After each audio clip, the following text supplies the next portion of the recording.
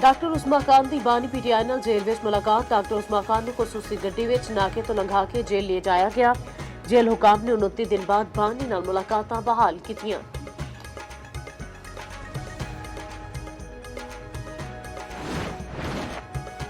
मारका हक विच पाक फिजाइया ने दुश्मनां दे दंद खट्टे कीते। भारतीय जारहीयत दा मूंह तोड़ जवाब दिता। दुश्मन दे डिफेंस सिस्टम नूं कामयाबी नाल निशाना बनाया।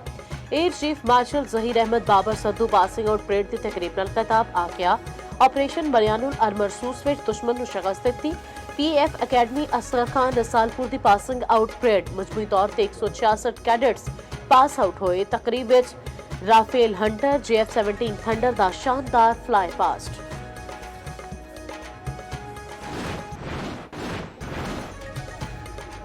पार्लियामेंट ने कौमी कमीशन बराए हकूक अकलियतां बिल 2025 की मंजूरी दे दी। 160 अरकान ने बिल की हमायत की, 79 ने मुखालफत की। JUI दी शिक 35 हस्ब करन दी तरमीम कसरते राय नाल मंजूर।